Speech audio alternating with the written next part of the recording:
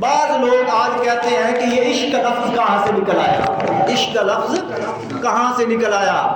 والذین آمنوا اشد حب للہ، محبت جب شدید تر ہو جائے، یہ یاد رکھنا، محبت جب شدید تر ہو جائے اس کو نیا ٹائٹل مل جاتا ہے، اس کو عشق کہتے ہیں، اس کو عشق کہتے ہیں۔ آقا علیہ السلام جب امام غزالی لکھتے ہیں، امام غزالی لکھتے ہیں کہ جب آقا علیہ السلام غار حرا میں جانے لگے، تحنث کے لیے غار حرا جایا کرتے تھے، کبھی 7 دن کے لیے، کبھی 10 دن کے لیے، کبھی 20 دن کے لیے، کبھی 30 دن کے لیے، کبھی 40 دن کے لیے غار حرا میں جاتے، وہاں تحنث کرتے۔ ابھی وحی نہیں اتری تھی، پہلی وحی اقرا بسم ربک الذی خلق، یہ وحی ابھی نہیں اتری تھی۔ تحنث کرتے، شہر سے باہر جاتے، گھر بار کو چھوڑ کر شہر کو جب باہر جاتے غار حرا میں تحنث کرتے تو اہل مکہ کہتے تھے، اہل مکہ کہتے تھے، امام غزالی نے لکھا ان محمدًا قد عاشق ربہ، محمد کو اپنے رب سے عشق ہو گیا ہے۔ جب یہ اہل مکہ کہتے ہیں، آج لوگ کہتے ہیں کہ یہ عشق کا لفظ یہ عربی لٹریچر میں اس کا کوئی وجود نہیں ہے، یہ پاکستان اور ہندوستان کے لوگوں نے وضع کر لیا ہے، بنا لیا ہے۔ امام غزالی کہتے ہیں اہل مکہ کہتے تھے ان محمدًا قد عاشق ربہ، محمد کو اپنے رب سے عشق ہو گیا ہے۔ تو یہ عشق کا لفظ آج سے نہیں بلکہ اس وقت سے آ رہا ہے۔ اب عشق کی بات کرتے ہوئے آخری بات کر کے تقریباً ختم کرنا چاہتا ہوں، وہ یہ حدیث عشق،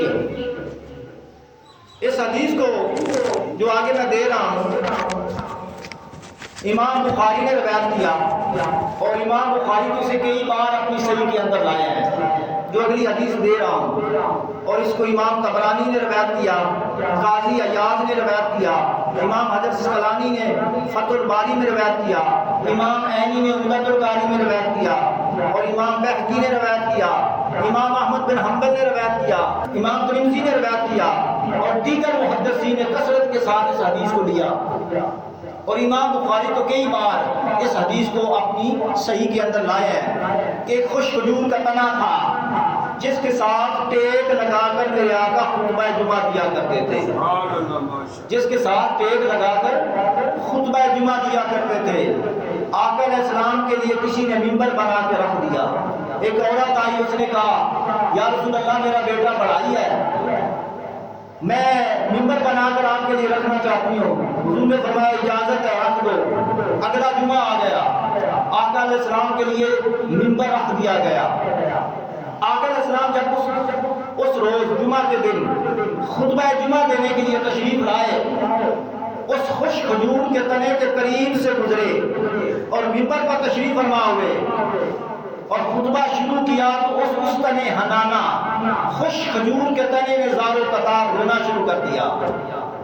ایک حدیث میں آتا ہے کہ جیسے دابل اٹھنی روتی ہے جنگلوں میں، اور ایک حدیث میں آتا ہے کہ جیسے کوئی بچہ ماں سے بچھڑ جائے تو وہ ماں کے بچھڑنے کے غم میں روتا ہے، چیختا ہے، چلاتا ہے۔ یہ مختلف مثالیں آئی ہیں قرآن حدیث پاک میں، کیونکہ یہ حدیث کئی طرق کے ساتھ اور کئی اسانید کے ساتھ وارد ہوئی ہے کتب حدیث میں، مختلف مثالیں آئی ہیں۔ تو وہ اس طرح رونے لگا۔ آقا علیہ السلام نیچے تشریف لے آئے، ایک حدیث میں آتا ہے کہ میرے آقا نے اس کے اوپر اپنا دست مبارک رکھا، اس تنے ہنانا کے اوپر، تو وہ سسکیاں لیتا لیتا چپ کر گیا۔ ایک حدیث میں آتا ہے کہ میرے آقا نے اسے اپنے سینے سے لگایا تو وہ سسکیاں لیتا لیتا چپ کر گیا۔ پھر میرے آقا نے اس سے پوچھا کہ اے استنے ہنانا کیا چاہتا ہے؟ اگر چاہتا ہے تو میں تمہیں ادھر ہی ہرا بھرا کر دوں، تمہارے اوپر دوبارہ پھل پھول لگے، تو دوبارہ سے تر و تازہ ہو جائے، اور اگر چاہتا ہے تو میں تجھے جنت میں لگا دوں، جنت میں اولیاء جنتی تمہارا پھل کھائیں۔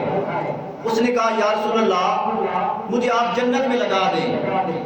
میرے آقا نے ادھر اس کو دفنا دیا، اوپر اپنا ممبر رکھ دیا اور فرمایا ما بین بیتی و ممبری روضۃ من ریاض الجنہ، فرمایا میرے گھر اور میرے منبر کے درمیان جو جگہ ہے یہ جنت کے باغات میں سے ایک باغ ہے۔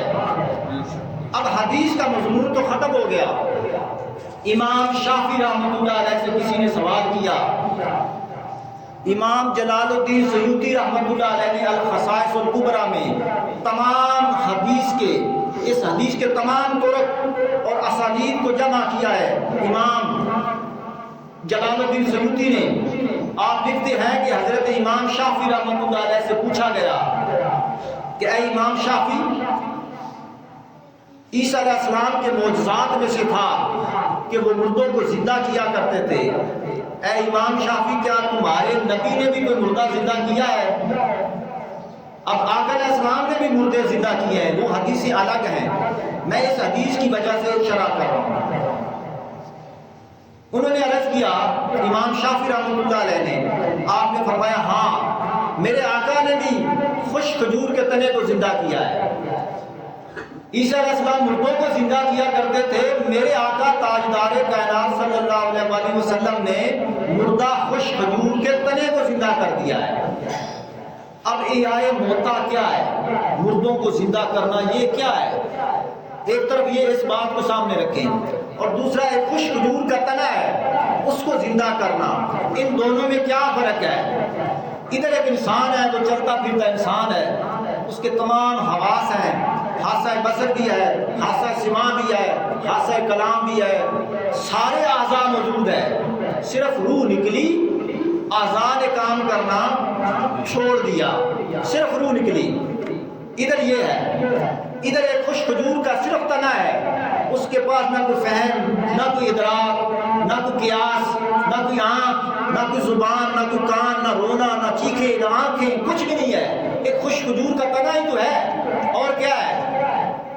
ادھر حضرت عیسیٰ علیہ السلام کم باذن اللہ کہتے، کم باذن اللہ کہتے تب جا کے روح واپس پلٹتی، جب کم باذن اللہ کہتے تو روح جب جسم میں آتی، اعضاء جو کہ پہلے سے موجود تھے، روح جسم میں آتی تو اعضاء کام کرنا شروع کر دیتے، وہ مردہ بولنا شروع کر دیتا، ہاتھوں سے چھونا شروع کر دیتا، زبان سے کلام کرنا شروع کر دیتا، اور فہم ادراک سارے اس کے حواس کام کرنا شروع کر دیتے۔ یہ تو تھا عیسیٰ علیہ السلام کا معجزہ۔ اب اس نے حنانہ والا معجزہ آقا علیہ السلام کا عیسیٰ علیہ السلام کے اس معجزے سے بالا تر ہے، عجب تر ہے۔ ادھر انسان تھا، اس کے سارے حواس موجود تھے، ادھر اس کے پاس کچھ بھی نہ تھا۔ امام جلال الدین سیوطی لکھتے ہیں کہ جب میرے آقا اس خشک کھجور کے تنے کے قریب سے گزرے تو قرب مصطفیٰ نے اس تنے کو زندہ کر دیا۔ تنا دیکھتا رہا کہ آقا آ رہے ہیں تو قرب مصطفیٰ نے اسے آنکھیں بھی دے دی، دیکھنا بھی دے دیا۔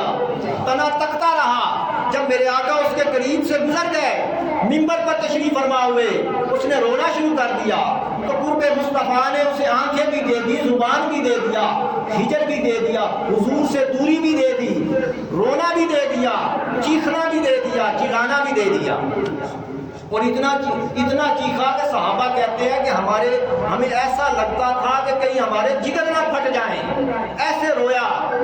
تو یہ قرب مصطفیٰ کا فیض تھا۔ میرے آقا نیچے تشریف لے آئے، ایک حدیث میں آتا ہے کہ میرے آقا نے اس کے اوپر دست مبارک رکھا اور وہ سسکیاں لیتا لیتا چپ کر گیا۔ جب میرے آقا نے اسے چھوا تو قرب مصطفیٰ نے اسے اب یہ چھونے کا احساس بھی دے دیا، وہ سسکیاں لیتا لیتا چپ کر گیا۔ اب اسے کسی نے کہا کہ میں چپ کر جاؤں، اسے قرب مصطفیٰ نے یہ احساس بھی دے دیے کہ اب مجھے میرے آقا نے چھو لیا ہے، اب میں چپ کر جاؤں۔ تو یہ فیض ملا اسے۔ پھر اس نے میرے آقا نے فرمایا کہ اے استن حنانہ کیا چاہتا ہے؟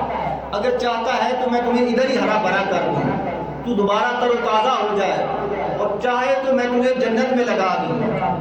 تو قرب مصطفیٰ نے اسے زبان بھی دے دی، بولنا بھی دے دیا، فیصلہ کرنا بھی دے دیا کہ اب میرے لیے کیا بہتر رہے گا، دنیا بہتر رہے گی یا جنت بہتر رہے گی؟ اس نے کہا یا رسول اللہ مجھے جنت میں لگا دے۔ میرے آقا نے فرمایا ما بین بیتی و منبری روضۃ من ریاض الجنہ۔ اس حدیث سے میرے آقا کا اختیار بھی ثابت ہوا، اختیار کا مسئلہ، اختیار۔ چاہیں تو میرے آقا دنیا کے ایک درخت کو دنیا میں ہرا بھرا کر دے، چاہیں تو اسے میرے آقا جنت میں لگا دے۔ جنت بھی دست مصطفیٰ میں ہے، لگانا بھی مصطفیٰ کے اختیار میں ہے، اور گھیرنا بھی مصطفیٰ کے اختیار میں ہے۔ اس سے میرے آقا کا اختیار ثابت ہوا۔ تو لہذا عشق مصطفیٰ اور محبت مصطفیٰ یہ ضروری ہے، ایمان کا حصہ ہے۔ ہمیں چاہیے اس مسکن حنانہ کی طرح عشق مصطفیٰ پیدا کریں۔